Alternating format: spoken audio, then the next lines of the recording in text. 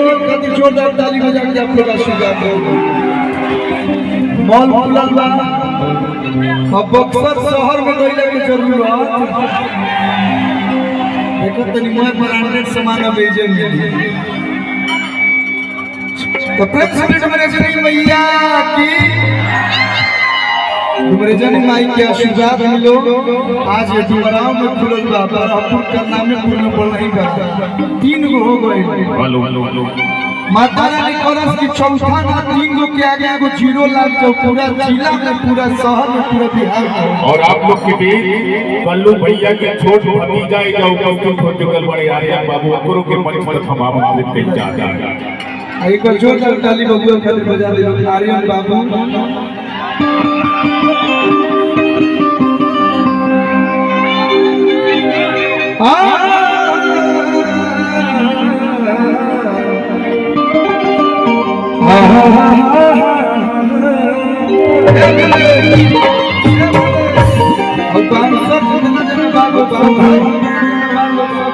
शरीर बनाने वाली धकिया के फेंक देबो।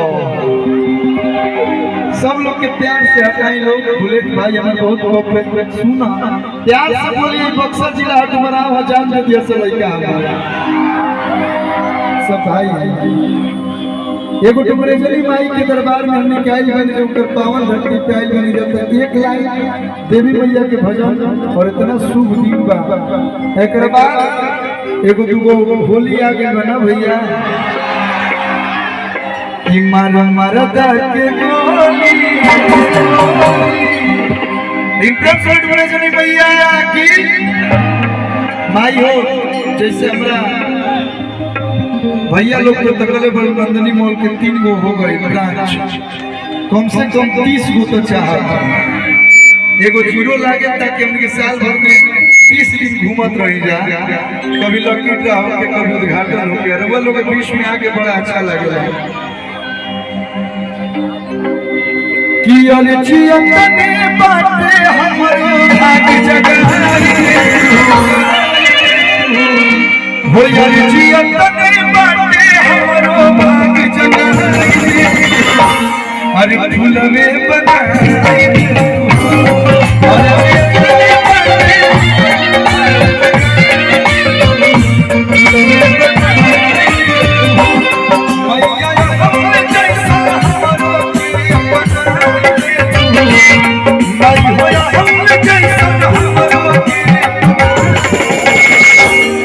हमारे साथ सब बहु बैठ जाओ।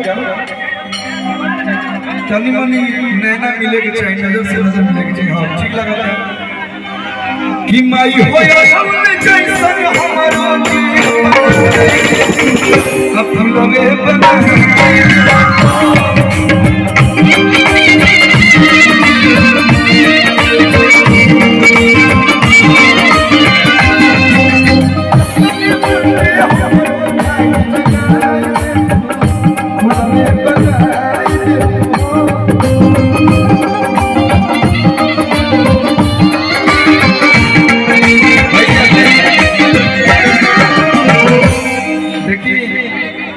नाम आप लोग जानते होंगे।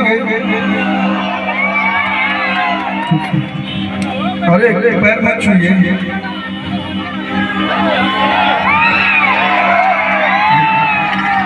लड़की गोल छुए से तो अच्छा लगे, लड़की लक्ष्मी होती है। ये आर्यन बाबू एक बार इनके लिए जोरदार ताली आप लोग बजा दीजिए।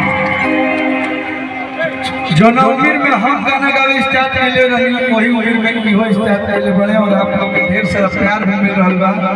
और खुशी की बात ई बा कि हो बक्सर जिला के हम जिलवे पर आलो कि तू तो काटे लुकी छन में भिंडिए जा उपसाटी के काला काला भिंडिए जा। भैया से ये आर्यन बाबू के सम्मान माता रानी के साथी के सम्मान मन तुहरा पर जवानी गिल भइल बा। एक जना कहत रहे बताव तारे का चाहिए तनी मनी लोगन हल्का के साइड हो गई लोग। मलकनिया कहत है कि नंदनी मॉल खुल पूरा डुमराव में एक से बढ़ के एक साड़ी यहाँ का सब जगह मिलता। मन तहरा पर जवा के गिर भइल बा, बोलता बाजारे से किंदिए जा, तो निकाल फटफटिया के चोभिया, ये हो हमर भाभिया। हमर कन्या कह दिया कि देख